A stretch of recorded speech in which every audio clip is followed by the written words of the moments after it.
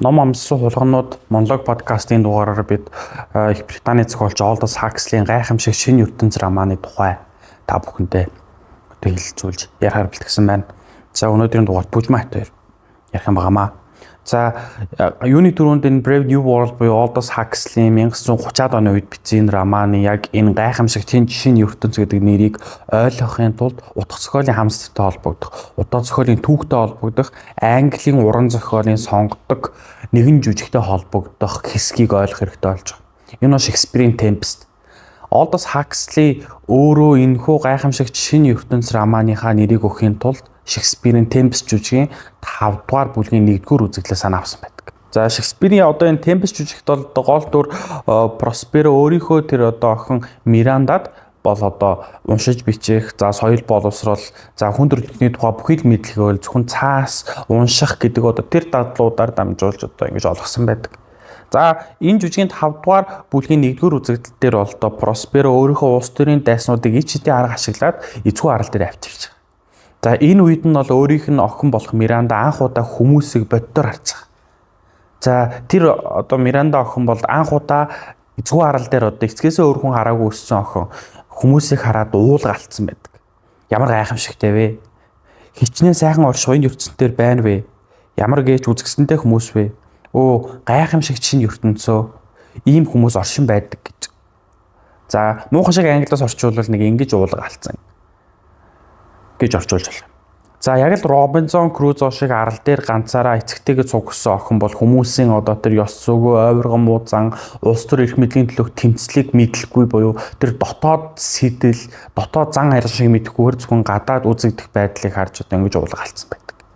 За бидний өнөөдөр ярих Олдос Хакслийн гайхамшиг шинэ ертөнц роман ч гэсэн яг л гадна үзэгдэх байдалтай цэвэрхэн бороо орсны дараах Лондон хот шиг хэрнээ дотооддоо нийгмийн бүтэц конструкцийг бүтээж байгаа тэр байдал хүмүүсийг зөвхөн нийгмийн доктортой аз жаргалтай байдлын төлөө ашиглаж байгаа байдал нь яг л зөвхөн гадна талаасаа гайхамшигтай харагдах боловч дотооддоо тэр гутамшигтай ямар нэгэн зүйлийг ямар нэгэн нийгмийн одоо арга зам нийгмийг доктортой байлгах аргыг барьж байгаа түүндээ шинжлэх ухааныг ашиглаж байгаа тэр одоо хам сэдвт холбогдох тэр зүйлсүүдийг бол тодорхой харуулдаг. За гайхамшигт шинэ ертөнц одоо энэ романтай холбоотой эхний ярих чухал зүйл бол хүнийг хуулбарлах. Хүнийг олноор хуулбарлах, хүний клоны тухай асуудал энэ романд дурддагддаг. За зохиол маань 1930-ад онд за шинжлэх ухаанд бол төдийл айхтар одоо хүнийг хуулбарлах тухай асуудал дэгдэж эхлэегүй байсан үед бол энэ асуудлыг авч утсан баг. За Хакслийн гайхамшигт шинэ ертөнц роман бол Фордын буюу одоо тэр Фордын 632 он буюу за одоо бидний тооллын 2540 онд биднээс одоо 500-аад жилийн одоо тэртэг ас ирээдүйд эхэлдэг. За Фордын гэсэн нь бол тэр машиныг олноор үйлдвэрлэх хоотой холбоотой болсон. За тэр техниктэй холбоотой нэршлэр одоо Андер Доминий тоолт гэдэг Фордын тооллоор одоо сольсон баг. За энэ Хакслийн гайхамшигт шинэ ертөнцид бол нэг өндгийн хэсгийг хувааж 96 одоо хүнийг нийгмийн нэг бүлэг тариалагдах, нэг ажлыг хийх, нэг хөдөлмөрийн чадвартай хүмүүсийг бүтээдэг. Биологийн шинжлэх ухааны ололт амжилтыг ашиглаад хүнийг 72-оос 96% болгон хувьчлах боломжтой тэр арга техникийг буюу номон дээр Бокановский арга гэж гардаг. Энэ арга техникийг боловсруулснаар яг үйлдвэрийн тоног төгөөрөмж мэд хүнийг ажилуулах боломжтойгоор хүний үйлдвэрлэж эхэлсэнд энэ номны гол элемент оршдог.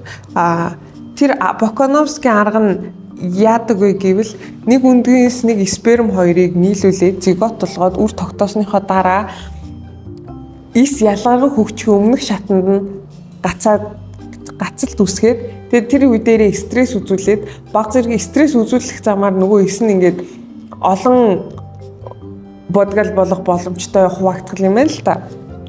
Тэгж хуваангуутлаа 72-оос 96 болоод эцсийн шат хүрэхэд нэг тэн тоотой нэг үр тогтолт үүсэх юм шиг байна. Тэгэнгүүт тэрийгэ цааш нь нэг хиймэл умаа сав буюу инкубаторууд руу шилжүүлнэ. Тэгээд инкубаторууд руу шилжүүлснийхээ дараа тодорхой стрессүүдийг үзүүлнэ. Төрөх 9 сар бойжих хугацаанд нь өөр тижээлүүдийг өгдөг. Тэр тижээлүүд нь болохоор эпсилоноос альфа хүртэлх янз бүрийн шинж тэмдгийг урагт үүсэх юм байна л да. Та бүхэн гайхчих магадгүй л дээ. Нэг өндгийн хэсэг 96 хувааж 96 ижил одоо үр хөврлийг бий болгож яах вэ гэдэг асуудал. За Хаксли өгүүлдэг энэ гайхамшиг шинэ ертөнц романы нийгэмд бол хүмүүс бэлгийн замаар үржих оройтой байдаг. Зөвхөн лабораторийн аргаар буюу одоо тухайн тэр Лондон хотод байрладаг инкубатор төвд за одоо хүүхдүүдийг бол одоо өндгийн хэсэг хуваах замаар бүтээждэг. За энэ 30-аад онд бичигдсэн романы үйл явдал бод биелэлээ олсон тохиолдолд одоо хүн дээр бас амтан дээр 1996 онд л хоньны одоо дэлингээс гаргаж авсан одоо эсэс бол анхны хоньыг амжилттай клончсон байдаг. Энэ бол Долли хонь. За Америкийн County дуучин за хөгжмийн зохиолч, жүжигчин гэдгээр алдартай одоо Dolly Rebecca Parton нэрээр бол одоо энэ хүү хоньыг нэрсэн байдаг. Яагаад Dolly хоньыг энэ дуучны нэрээр нэрсэн бэ гэхээр одоо Dolly Rebecca Parton дуучин бол өөрөө тийм гоё хөхтэй гэж.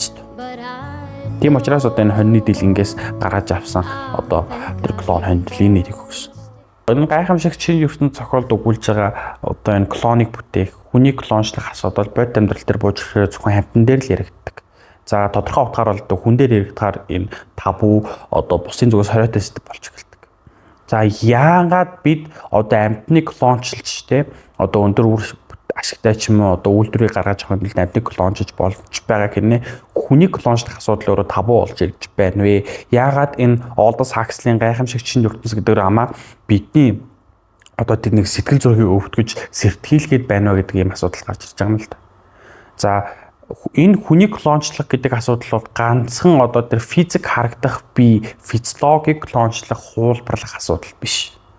За доржтой адилхан доржийг, дулмаатай адилхан дулмааг, одоо хин бидгийн цэцгээтэй адилхан цэцгийг яг бие махбодын хувьд клончлоод үүсгэж болох ч гэсэндээ хуулбар дорж, хуулбар дулмаа, хуулбар цэцгээ өөрийгөө жинхэнэ одоо бодит бие хүн үү эсвэл хин нэгний хуурамч бүтээл үү гэж авч үзэх одоо тэр өөрийгөө ухамсарлах, ухамсартаа одоо өөрийгөө хэрхэн сэтгэх асуудал нь бол үнэхээр одоо тийм маргааныг дагуулж.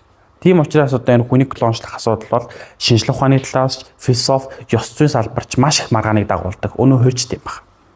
За 1930-аад онд бол Олдос Хаксли гайхамшиг шинэ ертөнц романа бичгтээ яг өнөөгийн бидэнд тулгарч бий. Магадгүй тулгарах, цаашдаа ч одоо маргааны хурц одоо энэ асуудлыг дагуулах, энэ асуудлыг бол гаргаж ирж бичсэн гэдгээр онцлогтой.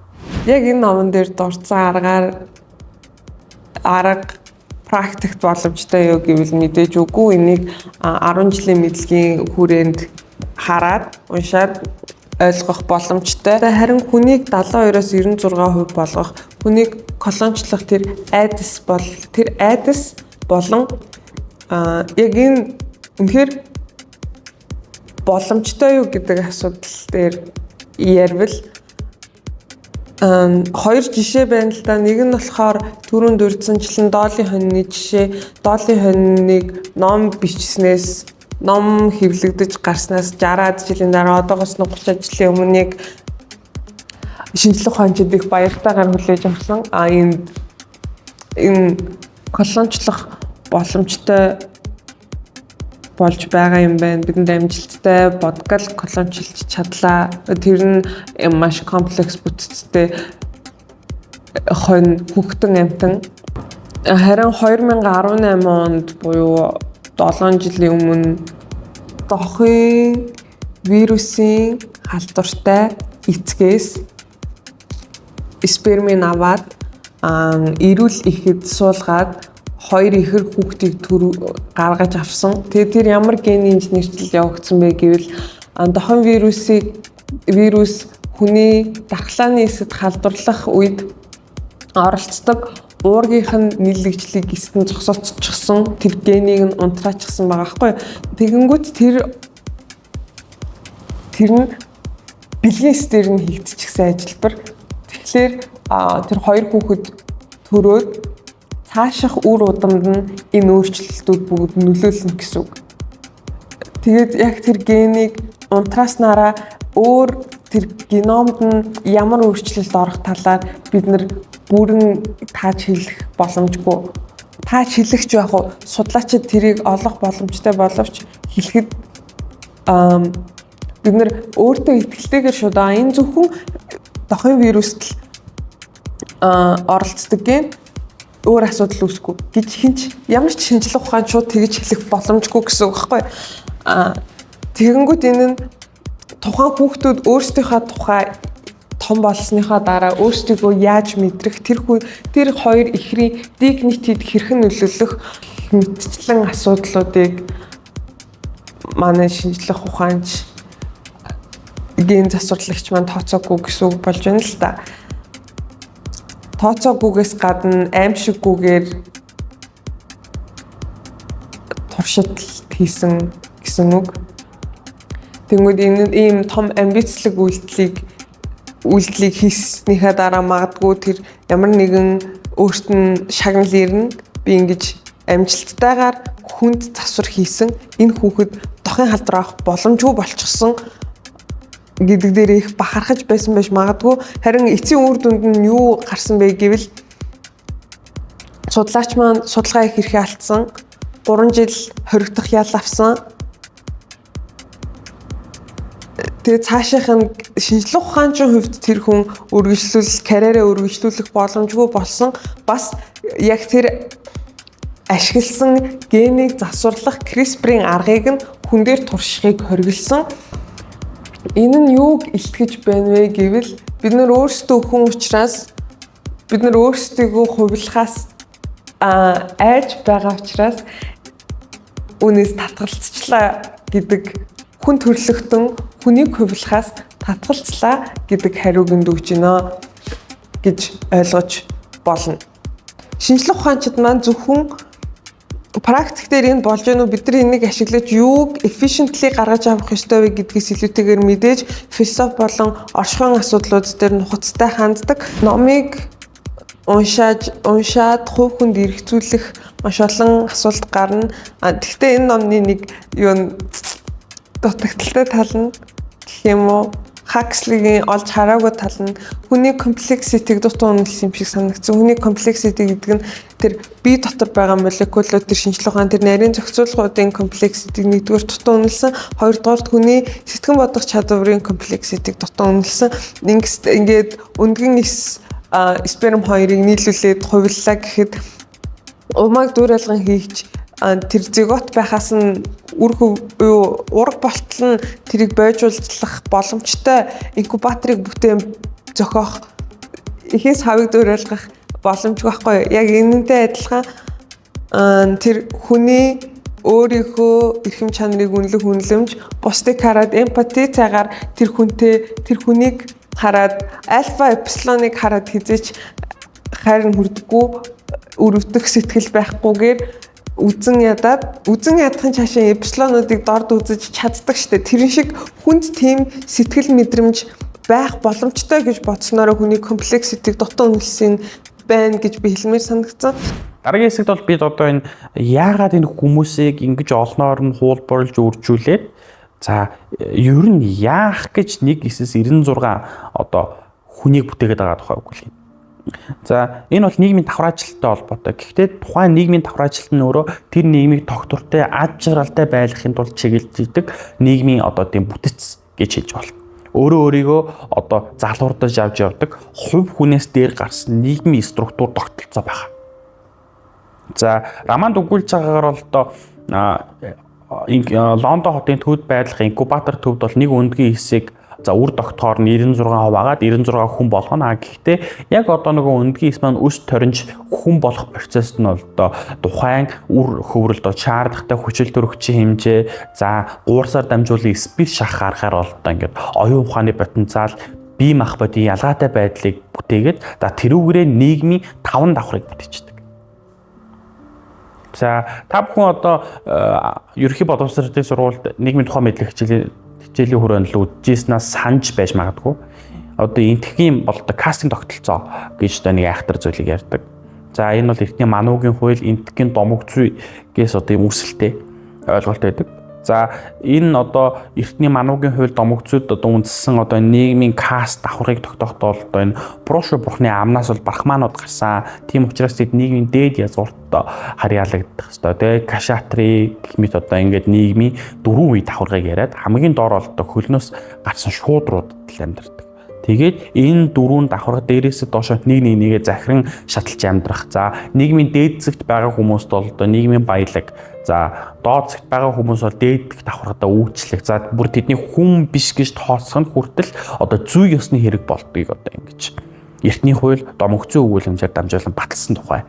Одоо өнөөч гэсэн өнөөгийн энтхийн нийгэмд энэ кастинг тогтолцоо байсаар байгаа юм зүйлийг өгүүлдэг. Яг үнтэй ижилхэн Олдос Хакслийн гайхамшиг шинэ ертөнцийн романд бол одоо улс төр хүч бүхий эрх мэдэлтэй бүлэг за шинжлэх ухаан технологийн олдтыг ашиглаад хүнийг төрөлхөөс нь за бүр үр хөврөл байгаас нь одоо тэр шинжлэх ухаан технологийн олдтоор дамжуулаад тодорхой оюун ухаан болон бие одоо тэр физиологийн чадамж потенциалыг хязгаарлах замаар эсвэл нийгмийн нэг бүлэгт оюун ухааны одоо потенциалыг их хэмжээгээр буюу өндөр хэмжээнд байлгах. Нөгөө талд оюун ухаан баг хэрнээ бие физиологийн одоо тэр чадвар, чадамж өндөр байх байдлаар одоо нийгмийн ялгаатай 5 бүлгийг үүсгэж байгаа тухай өгүүлдэг.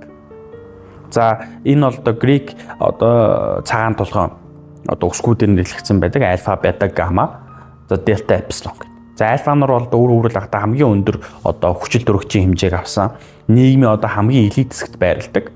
За тэгээд тухайн хүмүүст бол одоо бус дөрвөн давхархыг үйлчлдэг байх жишээ. За бета нар бол альфа нараас арай бага хүчил төрөгчийн хэмжээ авсан. За тийм учраас л одоо альфа нараас арай доогуурх нийгмийн одоо зэрэг зэндаанд байрладаг. Гэхдээ альфа нартай одоо нэг одоо бүлэгт харьяалагдж амьдардаг гэж өгүүлж байгаа. За гамма нар бол одоо бас шатлуу идэх тогтолцоогоор харах юм бол одоо тийм хангалттай их хэмжээний хүчил төрөгч аваагүй учраас ийм давтал дээр тулгуурсан үйлдвэрлэлийн ажлуудыг үргэлж хийдэг. Эпсилонуудыг бол хүн гэж тооцоход хэцүү. Тэд бол зэрэлгүүд. Энэ бол биеийн хүчин тулгуурсан газар тариалан гэх мэт одоо тийм хүн хөдөлмөрийг эрхэлж яадаг. Тийм хүмүүсийн тухайг болдог. Тэгэхээр эндээс бид бүхэн нэг зүйлийг бодох хэрэгтэй болж байгаа юм л да. Ер нь тогтвортой, аз жаргалтай одоо нийгмийг бүтээхийн тулд хувь хүнийг үр хөврөл байхаас нь эхлээд одоо тодорхой хэмжээгээр одоо тэр нийгмийн давхраажилтыг одоо зүй ёсны болгохын тулд шинжлэх ухааныг ашиглах нь өөрөө зөв үү буруу юу гэдэг талаар бодол хийх хэрэгтэй болж байгаа. Хүний аз жаргалын мэдрэмжийн тухай, хүний тархинд дах шагнал урамшууллын системийн тухай сүүлийн үед их яригдж байгаа. Энэ шагнал урамшууллын систем яаж ажилладаг вэ гэвэл альва процессыг хүн хийснийхэн дараа магтах эсвэл тэр нүүрт нь ямар нэгэн таашаалтай, таламжтай мэдрэмж өгж байх үед, инээж байх үед тэр процессыг дахин давтан хийж тэр таашаалтай мэдрэмжийг дахин мэдрэхэд хүний тарих ингэж чиглэснээрээ энэ нь сөрөг талтай энэ донтолтыг үүсгэн гар утсан донтох донтолт, хар тамхин донтох донтолт. Эерэг талтай нь бид нар тодорхой activity-наас бид нар гоё таашаалтай мэдрэмж авах нь шүү дээ. Тэгэнгүүт энэ хүний допамин rewarding систем, шагнал урамшууллын систем дээр нь үндэслээд гайхамшигчийн ертөнц романы хүмүүс соманд донтчихсан байдаг. Сома гих бодис нь 3 төрлөөр энэ нийгэмд байгаа хгүй юу? Угж, соск, нэрэ байхаас эхлүүлээд хүн хөлтлээ аз жаргалтай, тайван байх, сэтгэл хөдлөлийн мэдрэмжийг сомоноос авна гэсэн. Угж, үрэл, уур ингээд өрөөнд уур дэгдээ тэр нь сомо байгаад тэрүүгээр аз жаргалтай болдог. Эсвэл үрэл авч амнда хийгээд олон төрлийн миллиграмаар олгогдно. Тэр сомог ажилчдыг тодорхой 7 хоногийн хугацаатайгаар хангамжаар олгож идэг. Тэд ажиллаа хийн. Стресст нь тодорхой стрессийг өөртөө амна, өөрийнхөө хийх ёстой үүргийг ажлынхаа цаг үед гүйцэтгэн, гэртээ харьлаа сомоогоо хэрэглэлээ, өөр ертөнцид очиж байгаа юм шиг мэдрэмж аван сомоогаараа тайтгарлыг олж авдаг. Тэд нар өөрсдийнх нь нийгмийн хийж байгаа үүрэг нь яг хамгийн бага хэмжээнд энерги зарцуулсан үлсэхгүй анхдагч хэрэгцээгээ хангалттай ханган амьдрах боломжтой гэж гих итгэл үнэмшлийг ураг байх үеэс нь эхлүүлээд бага наснд нь яриа байхаас нь эхлүүлээд суулгасан хүмүүжлийнхаа дагуу яг тэр сэтгэлгээгээр амьдардаг. За энэ хэсэгт бол бид одоо нэг Германы сонгодог философийн ноён оргил болсон философчийг дурдах хэрэгтэй болно. Энэ бол Иммануэл Кант.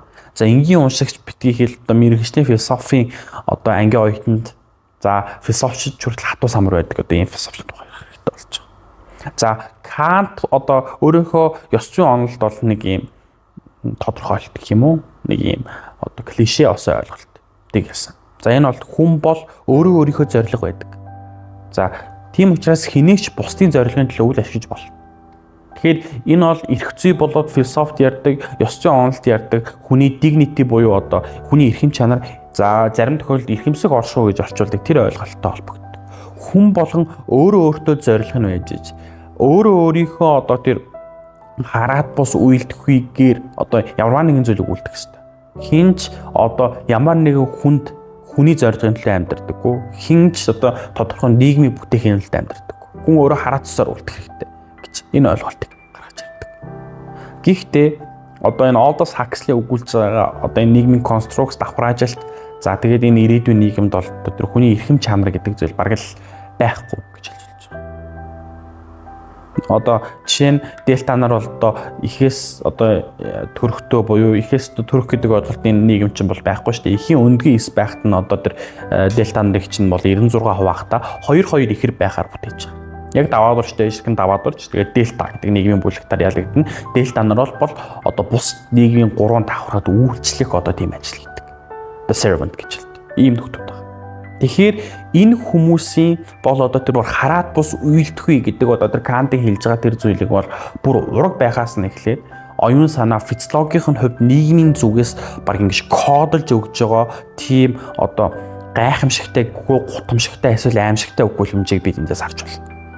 Зөвхөн хүнийг нийгмийн араа эрэг шураг болгохын тулд төрөхөд нь биш, төрхөөс нь өмнө процессыг эхлүүлж байгаа одоо ийм өгүүлбэмжийг харж байна. Тэгэхээр энэ одоо цаашдаа бол бидэнд одоо нөгөө генийг засварлах, за тэгэл одоо тодорхой утгаар зөвхөн шидэвэр хүмүүсийг бүтээх энэ төр гэдэг одоо тэр генийн инженерчлэлтэй холбоотой асуудлуудыг одоо дахиж харж үзэх юм одоо асуултыг дахин тавьж байгаа гэдгийг ойлгох хэрэгтэй байна.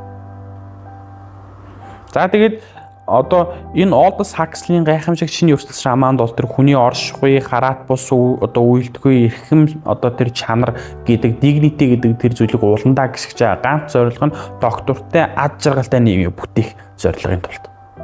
Гэхдээ одоо доктортой ад жаргалтай нийгэмд байгаа ч гэсэндээ хин нэгнээс хараат эрхчлүүгүй амьдрал нь одоо тийм үн цэнтэй юу гэдэг асуулт бидэнд дулгарч байгаа.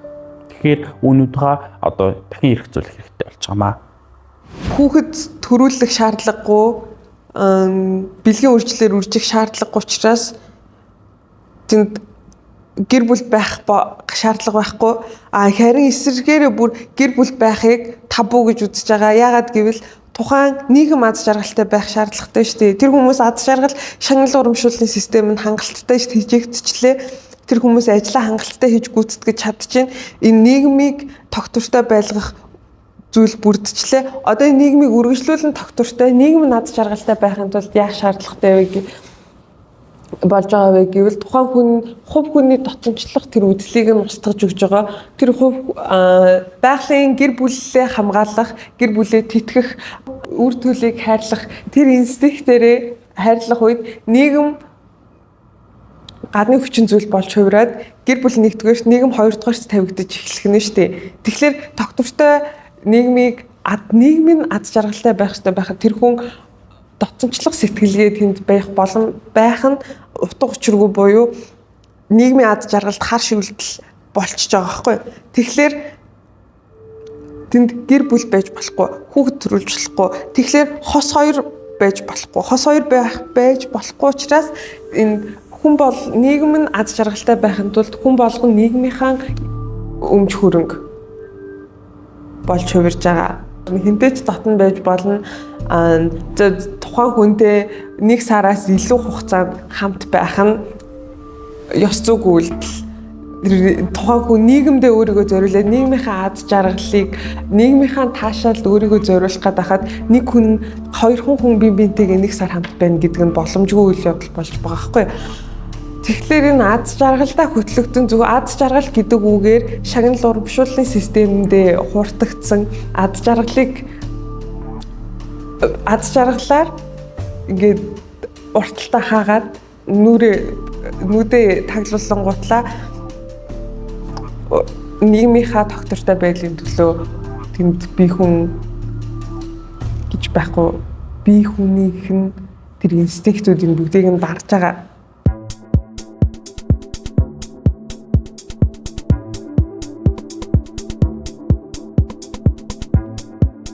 Дараа нь бол ярих зүйлийнхээ одоо 3 дугаар хэсэгт орж байгаа. За Олдос Хаксли одоо энэ гайхамшигчийн ертөнц ромаанда та бүхэн миний ярьслыг сонссон бол зөвхөн нэг юм анти-утоп, дистопи, за тэгсэн нэг тийм гэгээлэг, тийм аимшигтай араа механизм болсон нийгмийг бүтээсэн юм уу гэдэг ийм асуулт бол гарч байгаа. За ер нь уран зохиолын бүтээлд бол тодорхой нэгэн дүр байх зайлшгүй шаардлагатай байдаг. Уран зохиол бол дүрээр сэтгэх одоо ийм сэтгэлгээний нэг хэлбэр илэрхийлдэг. Ардын үлгэрт хүртэл үнэгний дүрээр зайлжин одоо тийм осгоо самбаатай хүнийг одоо илэрхийлсэн байдаг. Яг үүнтэй ижилхэн энэ зохиолд маань нэг тийм онцлог дүр гарч ирж байгаа нь Джон гэх одоо нэг юм эпсилонуудын дунд өссөн альфа бета буюу тэр нийгмийн дээд давхраас гаралтай юм зөрчилт дүр байгаа юм. За шинэ гайхамшигт ертөнцид бид өмнө үгүйсэнчлэнд эмэгтэйчүүд биологийн замаараа буюу эмэгтэйчүүд хүүхэд төрүүлэхийг хоригдсон. За эмэгтэйчүүд жирэмслэх мөн хориотой. Ер нь яагаад энэ нэг эмэгтэйчүүдийн жирэмслэгийг одоо ингэж хориглоод байна вэ гэхлээр бид ямар нэгэн байдлаар гэр бүлтэй болох хин нэгнийг хайрлж эхлэхэд одоо тэр өөрийн шинж буюу миний гих зүйл нийгмийн үн цэнээс давж ирдэг учраас тэр одоо нийгмийн үн цэнээс давсан бие хүнийг бий болгохын тулд энэ нийгэмд гэр бүл болоод хайр сэтгэлийг хориглож байдаг. Тийм учраас одоо өмнө одоо Бужмагийн ярьсанчлан энэ одоо нийгэмд бол одоо гэр бүл байхгүй. За мөн одоо тэр тогтвортой бэлгийн харилцаанд тулгуурсан одоо гэр бүл гэдэг ойлголт байхгүй. За хайр сэтгэлч мөн байхгүй. Энэ ойлголтууд байхгүй байх нь энэ нийгмийг тогтвортой байлгахад чиглэж байгаа. Одоо би хэний хүүхэд юм бэ гэж асуухад бүгдээрээ л инкубатор төгөөс одоо төрсөн ийм нөхдүүд байна л гэж ойлгочлаа.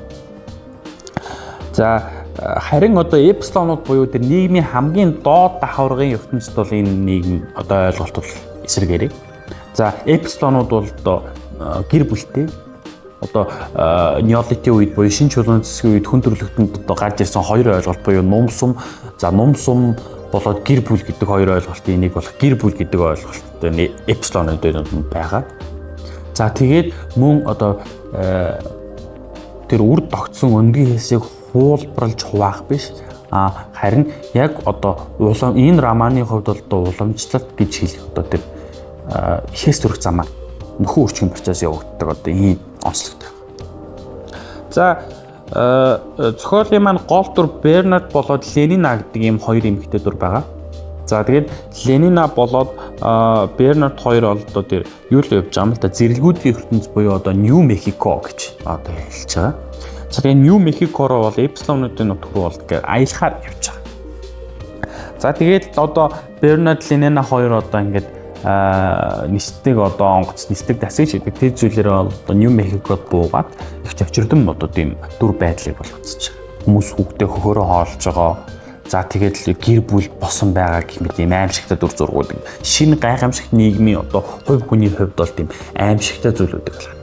Нью Мехикод одоо амьдарч байгаа эпсилонуудын тухай ярих юм бол их онцлог тэд бол байгалыг одоо шүтэн бишээс шаарддаг. За тэгээд тодорхой утгаараа шашинтай. За шашны зан үйлүүдийг хийдэг, давал давх ёсыг үлддэг гэх мэт онцлог шинжтэй нийгэм бүлэг байна. За бидний өгүүлж байгаа гайхамшиг шинэ ертөнцид бол бүхий л урлагийн бүтээл, шашин, за уран зохиол бол хориотой байдаг. Яагаад гэхээр тэр хүний сэтгэлийг докторгүй байдалд оруулаад за аз жаргалаас өөр мэдрэмжийг хүмүүст мэдрүүлээд нийгмийг докторгүй байдалд хүргэнэ гэж үздэг. ер нь одоо та бүхэн гайхсаж магадгүй л дээ би нэг тал руу одоо ингээд жоохон хазаагаад ороход энэ нийгмийг одоо ингээд тогтвортой байлгахын тулд хүмүүсийг уран зохиол, урлагийн бүтээл дурлуулах, уншуулах нь өөрөө хориотой гэж хэллээ. За тэгвэл яаж хүмүүсийг ном уншуулахгүй, урлагийн бүтээл дургуй байгалыг одоо шүтэн биширдэггүй болох вэ гэдэг юм асуудал гарч ирж байгаа. За одоо жишээ нь Delta нарыг бол одоо Delta нар буюу одоо ихрээрээ бусад нийгмийн 3 давхрагад үйлчлдэг одоо энэ давхаргынхныг байгалыг шүтэн биширдэггүй, ном уншдаггүй болохын тулд Ньо Павловын арга гэдэг юм аргыг ашигладаг тухаараа маандаг болдог. За та бүхэн одоо мэдэх бол нөхцөлт рефлекс гэдэг зүйлийг судалсан Оросын эрдэмтэн Иван Павловын нэрийг одоо өгөөдөж Ньо Павловын арга болгосон байна. За Иван Павлов бол одоо юу дурсан бэ гэхлээр нөхөр нөхцөлт рефлексийг судлахдаа бол ингээд хонх дуурайгаад араас нь нохоонд хоол өгдөг одоо нэг юм туршилтыг хийсэн байдаг.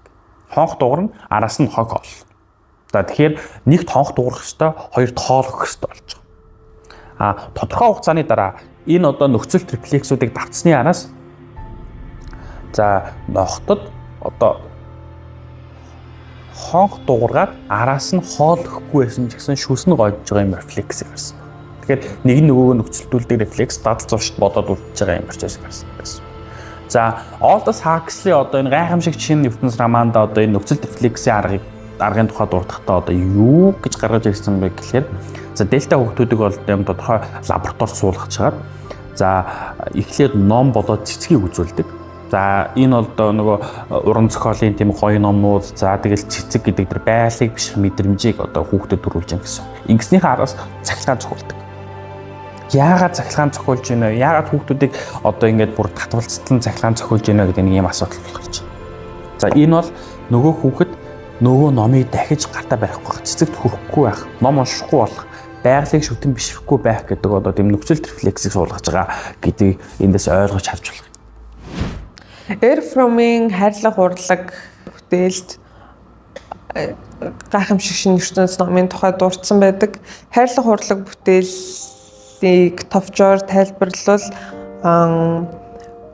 хүмүүсийн хайр гэж нэрлэдэг мэдрэмжүүдийг жагсааж бичээд хүний нийгэмд байх хайрын хувилбаруудыг жагсааж бичээд аавын хайр, эхийн хайр, ирэмийн хайр болон бурханд хайрлах хайр гихчлэн жагсааж бичээд тэр хайруудын талаар эргцүүлэх боломжийг хүмүүст олгоод тэгээд эрүүл сэтгэлээр хайрлах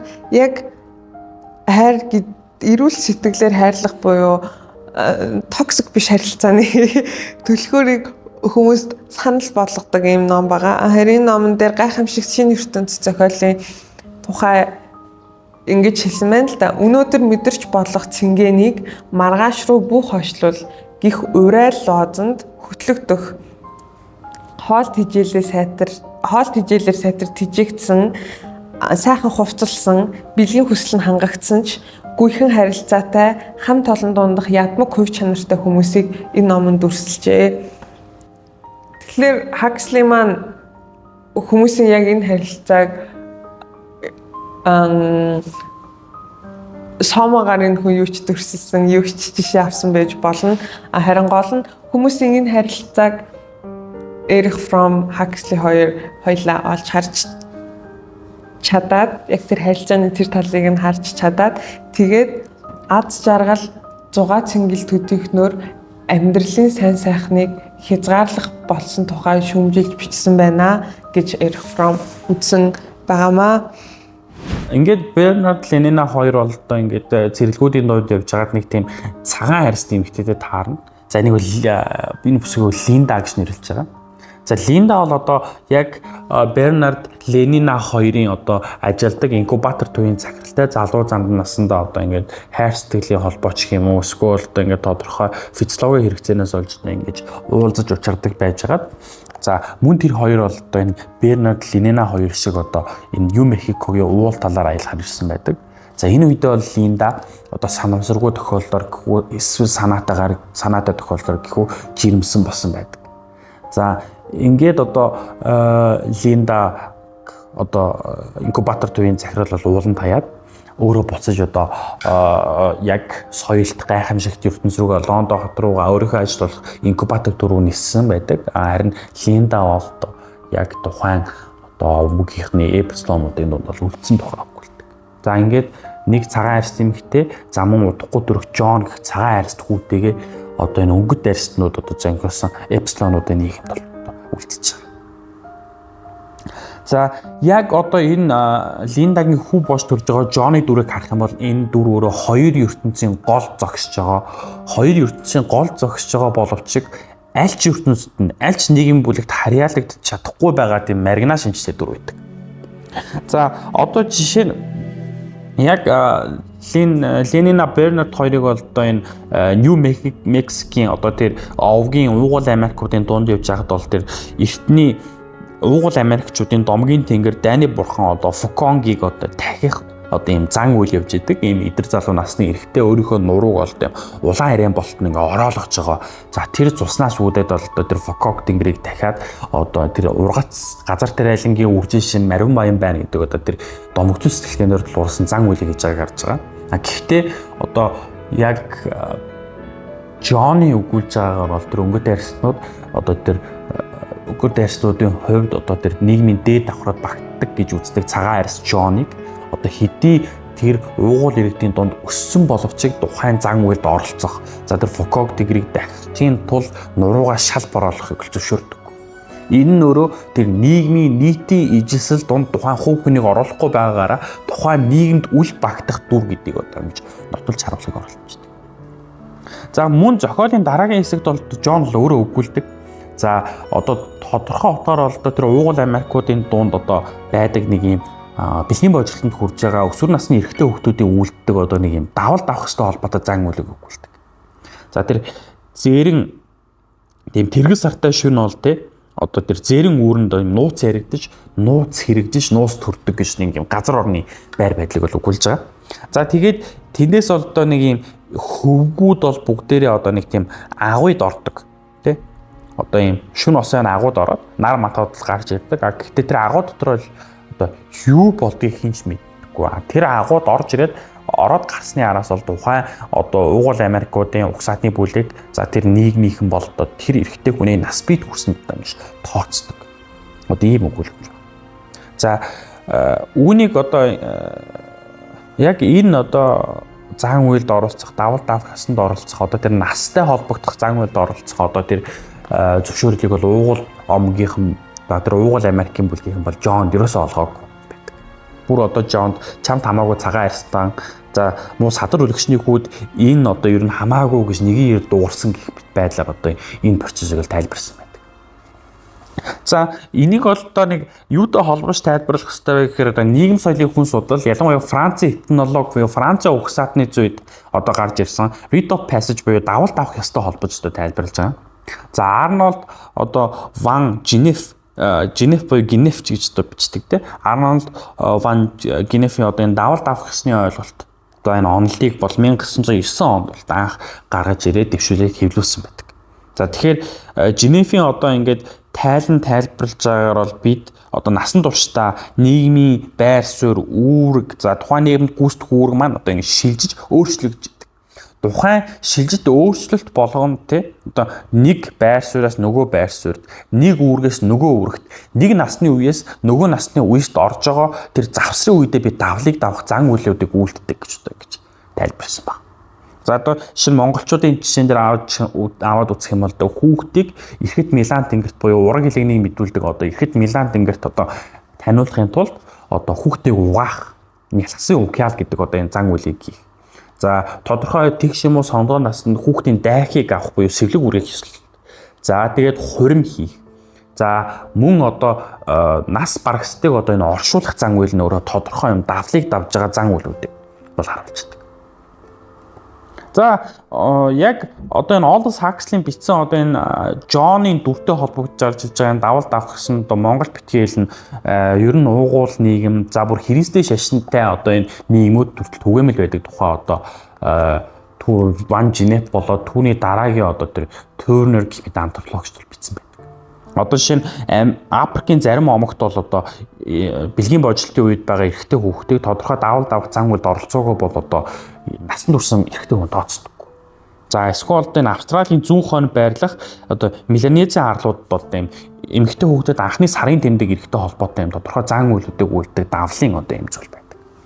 За Саянаас хойш одоо ингэж яриад байгаа одоо энэ 20 дугаар зууны их үед гарч ирсэн одоо rite of passage буюу давал давах ёстой холбоотой энэ зан үйл одоо Джоныг оролцохыг хорих нь өөрөө яг ямар үүрэгтэй юм бэ гэдэг одоо ийм асуудалтанд бол хариулах хэрэгтэй. Ер нь хин нэг нийгмийн тухайн бүлгийн гишүүнийг давал давах одоо энэ зан үйлд оролцуулахгүй гэр хориглох нь одоо яг ямар одоо нийгмийн санкц, албан бус санкц за тэгээд утга холбогдолтой байдаг тухай авч үзэх хэрэгтэй болж байгаа. Ер нь яагаад Джоныг за одоо энэ давал давах ёс. За тэр бэлгийн бодлолтод хүрж байгаа эрэгтэй хүүхдийн одоо оролцдог тэр зан үйлд оролцохыг хорьсон юм бэ гэдэг юм асуулт гэсэн үг. Ня Павловын аргаар хүүхдүүдийг хүмүүжүүлснээрээ уран зохиол урлагийн бүтээлээс холдуулж орхидог. Түүнээс гадна нийгмийн давхарга бүрт өөр төрлийн энтертейментуудыг зориулан гаргадаг. Тэгээд тухайн хүн ямар нэгэн байдлаар сэтгэл зовних асуудал гарвал шийдвэрлэх арга нь сомол байдаг. Ягаад гэвэл тэр хүний хувьд анхдаг ширхцээнүүд нь бүгд хангагдчихсан учраас тэр хүн хооллон санаа зовох хэрэг байхгүй, ядуурл санаа зовох хэрэг байхгүй, санаа зовох үр хүүхэд ирээдүй байхгүй. Тэр хүн нийгэмдээ ажиллаж байгаа учраас асуудлыг шийдвэрлэх чинь сомо байхад хангалттай болчихж байгаа юм л да. Тэгэхээр энд ямарч нүдэнд харагдах үед дарангуйлал байхгүй. Хүн болгон өөрийнхөө хүслээр сомог сонгож байгаа. Хүн болгон өөрийнхөө хүслээр тэр ажлыг хийж байгаа. Хүн болгон өөрсдийнхөө төрх мэдрэмжийн дагуу энд ажиллаж амьдарч байгаа. Гэхдээ энд дарангуйлагдж байгаа зүйл нь мэдрэмж болж харагдаж байна л да. Эрих Фромын номон дээр өөр бас нэг зүйл ярьдаг нь хүмүүс ганцхан би дотроо би ингээ ганцаархнаа оршиж байгаа. Би хорвоо ертөнцийн ганцаараа өөрийнхөө мэдрэмжийг мэдэрч харах үнцэг маань харах үнцгийнхөө хувьд би ингээ ганцаараа оршиж байгаа. Харин энэ ганцаардлыг даван туулахын тулд энэ ганцаардлаас ангижрахын тулд хүмүүс нэгдмэл мэдрэмж мэдрэх дуртай байдаг. Тэгэхээр энэ нөгөө допамин шагнал урамшууллын системд нь бас энэ нийгмийн нэг хэсэг шүү гэдэг мэдрэмж нь мөн нөлөөлдөг байх нь л дээ. Эрих Фром хайрлах урлаг номдоо мөн энэ нэгдэх мэдрэмжийг хүмүүс яаж хуурамчаар авдаг тухай дурддаг. Энд нь дамраагүй бэлгийн хавтал болон хар тамхины тухай гардаг. Яг энэ жишээ энэ гайхамшиг шинэ ертөнц дотор байгаа байхгүй юу? Энэ хүнийгч эд зүйлийгч бүхнийг масаар нь үйлдвэрлэж байгаагаар дүрсэлсэн энэ нийгэмд хүний аз жаргалтай байх мэдрэмжийг нь хүртэл масаар нь үйлдвэрлэж тарааж өгөөд тэгээд үүгээрээ доктортой байлгах арга хэрэглэж байгаа талаар нийгмийн нэг хэсгийг нь шүүмжлээд байна да. No pain, no gain гэж үг байдаг штэ. Өвдөлтгүйгээр, зовлон шаналгүйгээр ямар нэгэн зүйлийг олж авах боломжгүй гэдэг үг. Энэ үг болохоор манай фитнесийн сайн мэдэндээ булчин өөрийнхөө даах хэмжээнд ажиллаж байх үедээ тэнд ингээ ямар ч өвчин байхгүй. Тэнгүүд өөрийнхөө даах хэмжээнээс илүү хийгээд илүү ажиллаад эхлэх үед тэнд өвдөлт мэдрэгдэж эхэлнэ. Тэнд булчин илүү хүчлэлэг орчинд орчих нь. Тэгэхээр бидний бүр яг бодис солилцооны төвшөнд бидний булчин хит их ажиллагаараа тэнд хүчил ялгараад булчинд тэнгуут нөгөө булчинд булардаг штэ. Тэнгуут тэнд ингээ сүн хүчил нь ихтчихээр тэнд ингээ булраад байгаа байхгүй юу. Тэгэхдээ энэ нь ажиллах тусмаа тэр сүн хүчил ихсэх тэр доод утга нь дээшлсээр л байдаг буюу өвдөл мэдрэх тусам нь тэр хүний булчингийн ажиллах чадамж нь ихсэж байдаг. Эсвэл яг тарих хүнтэй адилхан байдаг. Тарих илүү хэцүү ажлыг хийх тусам тухайн хэцүү ажил хийх угсаа хэцүү шүү дээ. Тэгмэд хэцүү ажлыг хийх тусам тэр хэцүү ажилдаа илүү дадаж эхлэх тусам тарих илүү хөгжиж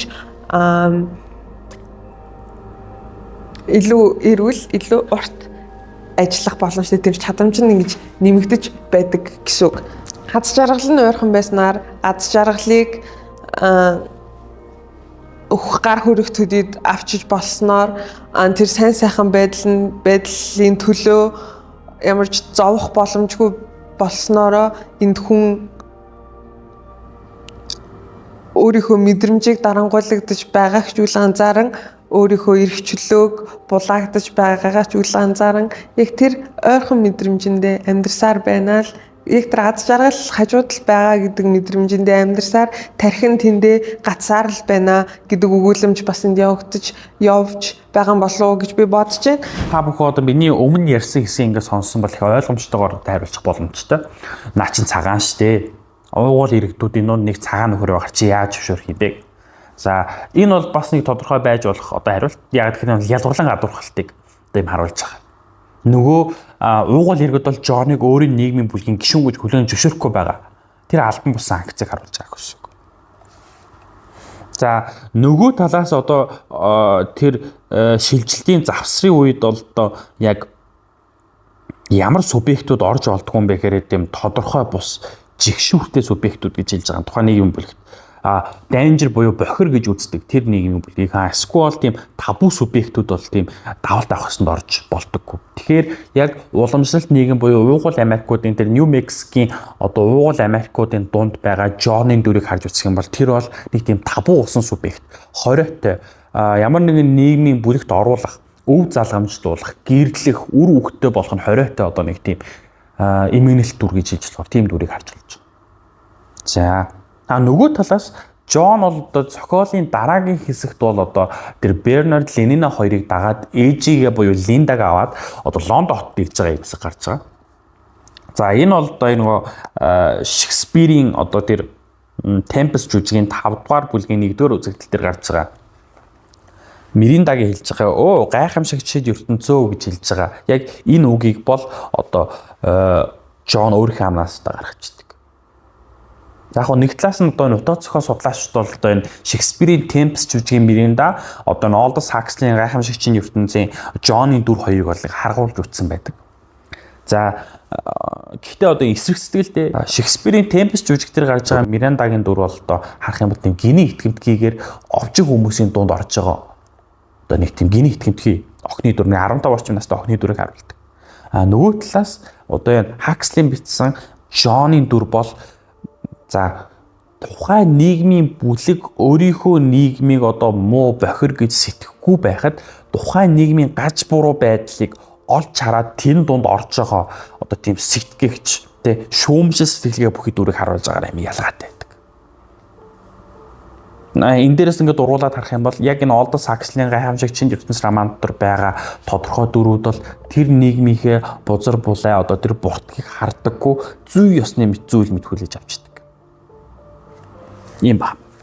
За сая үгүйсэнчлээ одоо Жон маань одоо Бернард болоод Ленина нарыг дагаад ээжигээ аваад гайхамшиг шинэ ертөнцид ирсний араас нөхөр Жоныг бол тухайн нийгэмд одоо яг өөрийнхөө нэг хэсэг гэж хүлээж авдаг. Уул нь гадна харагдах байдал одоо afference гэж хэлдэг. Гадаад харагдах байдлынхаа хувьд бол Жон цагаан арьстай, альфа, бета нарын одоо тэр нийгмийн давхаргад харьяалагдах нөхөр боловч соёл өссөн хүмүүжилтэй одоо тэр өсөж ториносон орчныхоо хувьд бол одоо зэрэлгүүдийн гэж хэлэх эпсилоны бүлэгт харьяалагддаг. За тэгээд одоо альфа, бета, гамма нар хүртэл одоо тухайн тэр нийгмийн бүлэгт харьяалагдах нөхдүүд хүртэл яг Жоныг одоо ух саатны зүм үзээд тавьсан уугуул иргэдийн үзмэр шиг одоо гэж харж эхэлдэг. Үйлдэл, зам байдал, хөдөлгөөнийг нь хүртэл гайхдаг. Гэхдээ Жон бол одоо азтай тохиолдолд, хүү азгүй тохиолдолд гэхүү өсгөөсөө эхлээд одоо нийгмийн бидний нийгмийн гэж хэлэхдээ тэр уламжлалт нийгмийн үнэт зүйл за бүр Шекспирийн зохиолуудыг хүртэл уншиж өссөн хүн учраас одоо тэр нийгмийн бохир бортыг чигсэн зөв үзэж эхэлдэг. За ингээд харах юм бол Жоны дүр бол одоо тэр маргина шинжтэй. Хоёр өөр ертөнцийн голд байрлаж байгаа. Тэр хоёр өөр ертөнцийн голд одоо байрлаж байгаа. Тэгээд аль нь ч үл харьяалагдах нэг тийм субъект. За эсвэл альфа бета нарын одоо харж байгаагаар тэр бол одоо нэг тийм объект сонирхолтой экзотик. За яг 19-с 20 дугаар зууны үеийн анх үеийн антропологчдын уугуул нийгмийг судалж ирсэн шиг сонирхолтой объект. Судалгааны нэг одоо тийм хүн биш зүгээр судалгааны одоо нэг цэг гэж хэлж байгаа тийм хүн. Харин уламжлалт нийгэмдээ буюу уламжлалт гэж хэлж болох ч юм уу да яг эпсилонуудын буюу уйгуул одоо тэр нийгмийн бүлэгтээ одоо жоныг альфа бета нарын давхарахт хамаарах одоо тийм табу субъект, хориотой, цээртэй бузар субъект гэж үздэг. Яг энэ одоо дүрийн энэ маргинал байдал хоёр нийгмийн бүлэг, хоёр статус зэрэг одоо ингэж харьяалаа гэж байгаа байдлаар зохиолч юу илэрхийлэхийг оролцсон юм бэ гэдгийг таамаглаж үзвэл яг тэр нийгмийн тэгш бус байдал ялгуурлан гадуурхалт тэр хувь хүн дээр ирэхээрээ яаж илэрч байгааг Джонын дүрээр маш тодорхой харуулсан гэж тодорхойлж болохоор. Романы дөрүүд хэрхэн авирлаж байгаа болон үйл явдлын өрнөл Мустафа Мондийн шинжлэх ухааны талаар хэлэх тэр үзэл бодол эхний хуудсууд дээрх гарч байгаа жоохон жихүүдээс төрүүлэн тэр дүрслэлүүд Алдас Хакслигийн шинжлэх ухааны хөгжлөө сайхайцсан Шингисийн болов уу гэж би харсан. Алдас Хакслид айдас төрүүлэх үеэр 1932 онд шинжлэх ухаанд юу болоод байсан болоо гэдэг талаар ярилцъя. ДНХ-гийн бүтэц ДНХ удамшлын үүрэгтэй гэдгийг 20 дугаар зууны дунд үеид тайлж нээж илрүүлсэн байдаг. Харин 1932 онд тэгэхээр ДНХ-г удамшлын үүрэгтэй эсхийг нь сайн мэдэхгүй байсан гэсэн үг. Алдас Хакслигийн номыг бичих үед хромосом бол удамшлын үүрэгтэй гэдгийг нь бол харин мэдчихсэн. 1879 онд Флеминг болохоор метод хуваагдлыг ажигласан. Метод хуваагдлыг ажиглах үед тэнд ийм үүсэж байгаа төл эсүүдэд яг ингээд тэнцүү тоотоогоор нэг хромосомууд хуваагдаж байгааг ажигласан юм байна л да. Тэгээ үүний дараа хромосом дээр судалгаа хийснээр хромосом нь удамшлын мэдээллийг агуулж байдаг тийм хүчин зүйл байх нэ гэдгийг 1883 онд тогтоосон байдаг. 1930-аад онд хүлээн зөвшөөрөгдөж эхлээд байсан шинжлэх ухааны ололт амжилтуудаас хэлбэл Мендлийн хууль байна. Мендлийн хууль нь болохоор Мендел лам хүн байсан. Мендел цэнхэр цэцэгтэй ургамлуудыг хооронд нь нэвцэлдүүлээд дундаас нь цагаан цэцэгтэй ургамлууд гарах боломжтой. Тэгээд энэ нь тодорхой давтамжтайгаар ажиглагдаж байгааг ажигласан. Тэгэхээр тэн дотор нэг систем ажиллаж байгаа. Яг тодорхой ийм мэдээллийг агуулж байгаа тэр хүчин зүйл яг удамших үед тодорхой зохицуулгын дагуу ингэж хоорондоо хоршилдоод яг ингэж зүй тогтолтойгоор энэ нь үр төлөлт нь илрээд байгааг Мендел тогтоосон байгаа байхгүй. Тэгээд 20 дугаар зууны ихэнх үед одоо яг тэр удамшлын мэдээллийг агуулад яг тэр зөөж болж байгаа тийм материал тэнд амьд бие дотор байгаа юм бол энийг бид нөр өөрчилснөөрөө төрөх ур удмыг өөрчилж болох юм шүү гэдэг төсөөллөд үүсч эхлээд байсан гэсэн үг. Энэ магадгүй нэг хүчин зүйл болсон байх. Ford-ийн T загварын машин үйлдвэрлэгдэж эхэлж байсан. Том хэмжээний үйлдвэрт яг ингээд массаар нэг юм ингээд таньгаа дараалын дагуу ингээд үйлдвэрлээд байх нь шүү дээ. Тэнгүүд энэ номон дээр Ford-ийн бурханчилж үзэж байгаа.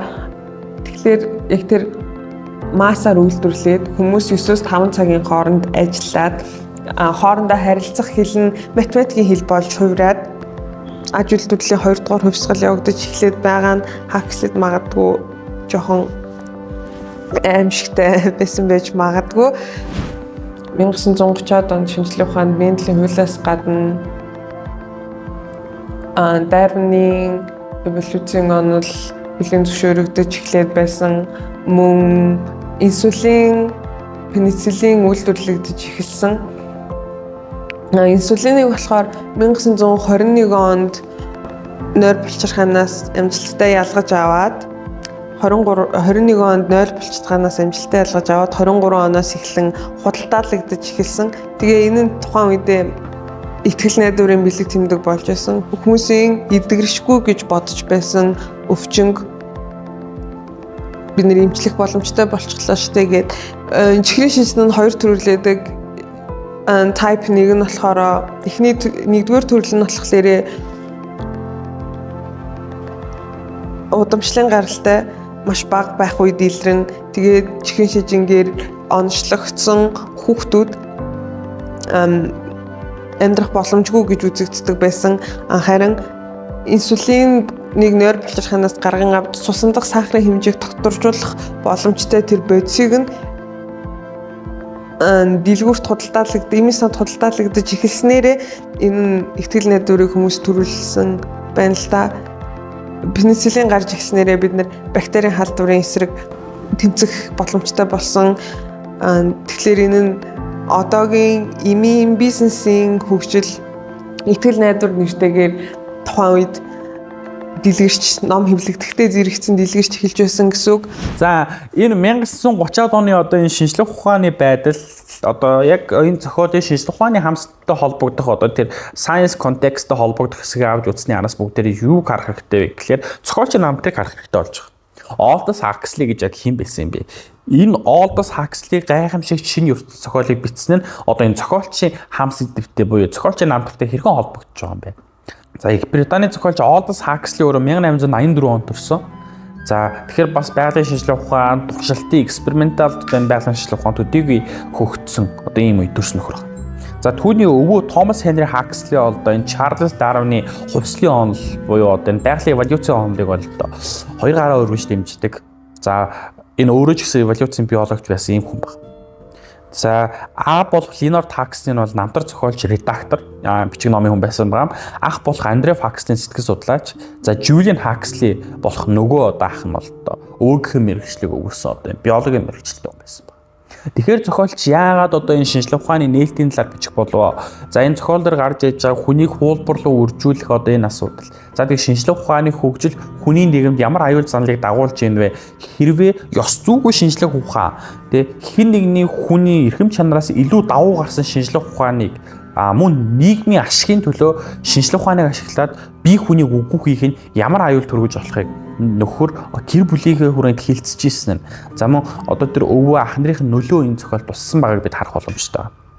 За мөн өмнө өгөөсөн одоо Neo Pavlovын арга гэх мэттэй сэтгэл судлалын шинжлэх ухаантай сэтгэл судлалын одоо эрдэм судлалын салбартай холбогдох мэдлэгийг энэ зохиол дээр оруулж ирсэн нь одоо энэ Andrew Huxley буюу энэ сэтгэл судлаач мэргэжилтэй ахтай холбоотой болов гэдэг юм таамаглалыг төшөөлөх боломжтой. За мөн Aldous Huxley өөрөө яг энэ Oxford-ын их сургуулийг төгсөхдөө зохиолын одоо энэ мэргэжлийн хажуугаар одоо сэтгэл судлалын мэргэжлээ мэргэсэн гэдэг одоо юм одоо мэдээллүүд намтрын мэдээлэл байна.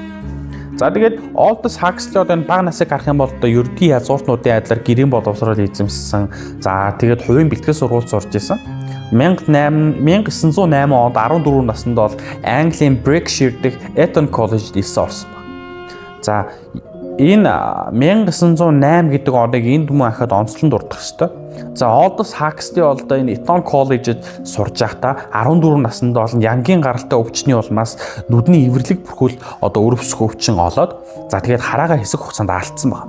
За тэгээд нөхөр бол бас энэ байгалийн шинжлэх ухаанд одоо ийм тодорхой сонирхолтой байсан. Гэвч одоо энэ нүднийхээ харааг алдсан учраас тэр экспериментал гэж хэлэх тэр туршилтын одоо шинжилгэлүүдийг хийх боломжгүй төрсөн. За тэгээд одоо харахад төвөгтэй байсан ч гэсэндээ тодорхой хугацааны дараа хараан одоо эргэж сэргээд за тэгээд томруулдаг шилээр нь унших бололцоотой болсон. За тэгээд 1916 онд буюу одоо хараага алдснаас 8 жилийн дараа харааны эргэж сэргээд Оксфордын их сургуульд бол эсэж ороод за тэгээд утга зохиол судлаач мэргэжлээр төгссөн байна. За тэгээд яг энэ 16 онд буюу их сургуулаа төгссөн жилээ бол The Burning Hills буюу одоо шатаж буй дугуй гэдэг нэртэй одоо анхны шүлгийн төгрөг хэвлүүлээд нийт 50 орчим одоо энэ уран зохиол за мөн одоо тэр non fiction буюу бус уран зохиолтой холбогдох бүтээлүүдийг бол хэвлүүлсэн байдаг. За тэгээд 1937 оноос амьдралынхаа сүүлийн мөчийг хүртэл одоо Америкийн нэгдсэн улсын Лос Анжелес хотод амьдарсан байдаг юм аа. За яг энэ Aldous Huxley энэ зохиолыг бол тодорхой утгаар маш олон газар шиштэй нэг 4-5 орчим газар хоригдж исэн юм түүх байдаг. Жишээ нь одоо 1932 онд бол Ирландд бэлгийн амьдралыг бол юм зах замраагаа оруулсан. За гэр бүл болон шашны эсрэг агуулгатай учраас одоо энэ Aldous Huxley-ийн гайхамшигт шинэ ертөнц романыг бол хоригдсан байна. За мөн 1967 онд энтгэгт Садар самууныг сурчилсан гэдэг хоригдж исэн байна. За мөн одоо Америкийн номын санчдын холбоо буюу American Library Association байгууллагаас бол 1990-с 2001 оны хооронд буюу 11 жилийн хугацаанд бол 120-той номын 52. За 2010 онд бол тийм асуудал татдаг анхаарал хандуулах хэвээр 10 номын нэг чагсаасан байна. Тэгэхээр одоо энэ зохиолч маань яг энэ дистопи романд бол тэр уламжлалт гэр бүл хайр сэтгэлийн үн цэнийг за мөн тодорхой одоо христийн шашны бэлэгдлүүдийг одоо ингээд асуудалтай талаар илэрхийлсэн гутаанд ормжсэн биш юм аа гэхэд одоо яг уншиж байгаа залуу уншигчд бол одоо дахин тайлбарлалыг мэрэгжлийн судлаач эцэг эхчүүд багшлын зүгээс өгөхгүй бол одоо буруу ойлгоод ямар нэгэн одоо дадал хвшил уриалах юм зүйл байна гэж утсан байна. За гэхдээ бол одоо уран зохиолын шог яриа байдаг нь хориглогдсон номнуудыг бол буцаагаад яг уран зохиолын хичээлд үзэхэд яг таардаг гэж хэлдэг. Буцаад одоо reading list буюу prescribed list-ийг бүтээхдээ одоо өмнө нийгэмд хориглож исэн номнуудыг буцааж эргүүлж аваад одоо заавал унших номын чагсалтанд оруулж ирдэг. За 1999 онд бол Америкийн нэгдсэн улсын Modern Library хэвлэлийн газраас нь гайхамшиг шинэ ертөнц романы 20 дугаар зууны англи хэл дээрх 100 шилдэг романы чагсалтын 5 дугаар ярианд орсон баг.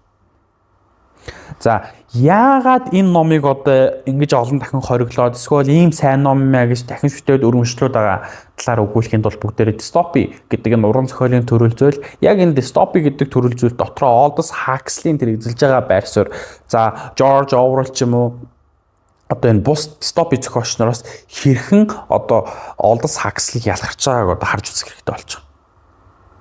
За энэ Aldous Huxley одоо энэ гайхамшиг шинэ ертөнц гэдэг энэ дистопи рома тий хүний нийгмийн байж болох одоо тэр хамгийн дор төвшин одоо тэр нэг гэгээгүй харанхуй нийгмийг дүрсэлж байгаа одоо тэр сайн сайхан чиглэсэн гэж хэлдэг тэр утоп үзлийн яг эсрэг гарч ирдэг энэ анти утоп буюу дистопи романд бол энэ Aldous Huxley нэг тийм сонирхолтой шийдлүүдийг гаргаж ирсэн байдаг. За энэ зохиол бол одоо яг бидний сайн мэддэг George Orwell-ийн 1984 ч юм уу за эсвэл Фаренгейтийн 451-ийн хэв ч юм уу тэдгээр зохиолд гаргадаг шиг тийм aggressive үйлдэлүүд буюу тийм одоо хурц байдлаар хитээцсэн хурц байдлаар ямар нэгэн үйлдэл хийдэггүй.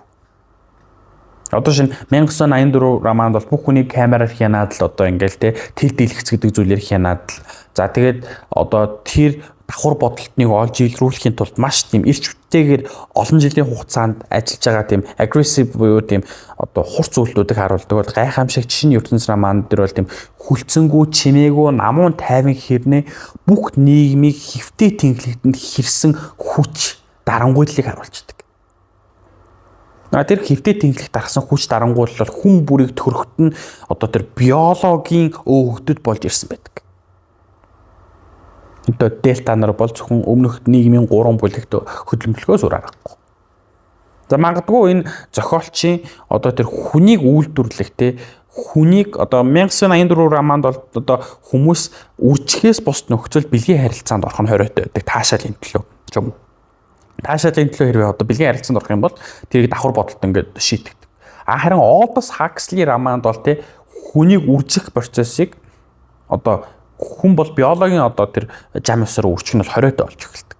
Харин яг үйлдвэрлэлийн аргаар олноор үйлдвэрлэдэг бараа бүтээгдэхүүн шиг хүнийг үйлдвэрлэж байгаа учраас хүн зөвхөн таашаалын төлөө л одоо бэлгийн харилцаанд орох болчихдээ. Энэ нь өөрөө одоо тэр зөвхөн доктортой аз жаргалтай нийгмийг хүнийг олноор үйлдвэрлэх одоо тэр үйлдвэрлэлээр тулгуурлаж өгүүлж байгаа учраас одоо тийм passive aggressive буюу тийм намуу мөртлөө цаагаараа нэг тийм төгшүүртэй байдлыг уншигчд мэдрүүлж байгаа гэж хэлж байна.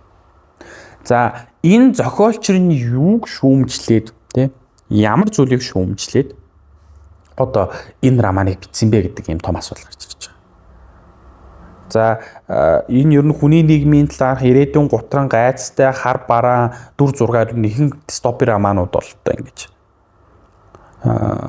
орчин болоод дөрүүд үйл явдлаа гаргаж ирж байдаг. Харин гайхамшиг шинэ ертөнц романд бол одоо яг энэ гутран гайцтай хар бараанд дүрслэл ирээдүйн талаарх айцыг гаргахдаа бол тэр бие хүнийг эзлэн авч үгүй хийсэн нийгэм. За тэр нийгмийн эрх мэдэлтнүүд хүчний бүлэглэлүүд байгалийн шинжилгээ ухааныг ашиглаж байгааг харуулж байдаг. За тэгээд энэ ирээдүйн цагийн теократ буюу одоо шинжилгээ ухаан дээр тулгуурсан нийгмийг одоо харуулж байгаа мэт боловч яг үүндээ бол дэлхийн 1 болоод 2 дугаар дайны хооронд одоо техникийн одоо тэр хит өөдрөг үзлийг бол одоо өгөөдөө шүүмжилсэн гэж одоо тайлбарладаг. Энэ зохиолын тухай бол Миннесотагийн их сургуулийн профессор Peter Pircho бол Huxley-ийн гайхамшигт шинэ ертөнцийн зохиолын өгөөдөл буюу одоо The Satire of Huxley's Brave New World гэх өгүүлэлт бол ингэж бичсэн байгаа. Huxley бол ерөөсөө ирээдүйн нийгмийн тухай энэ зохиолдод бичээгүй юм шүү, тий. Тэр одоо тэр өнөөгийн ертөнцийн гажуудал, зүй бус байдал, тий. За тэдгээрийг шүүмжлэхдээ бол ирээдүйн дүр зургийг ашигласан хэмээн тайлбарлаж байгаа. За тэгээд шинжлэх ухаан, суртал ухуулга, сурчилгаа, нэгэн хэвд судагсан сэтгэлгээний аюулыг харуулсан. Тэгж харуулахдаа бод ирээдүйн нийгэм ашигласан гэж одоо энэ профессор Peter Pircho бол бичсэн байна. Huxley 1930-аад онд бол яг өөрийнхөө нийгэмд амьдарч байгаа тэр шинжлэх ухааныг хэд дахин шүүдэг. Шинжлэх ухааны өөдрөг үсгийг шүүмжлэхтэй.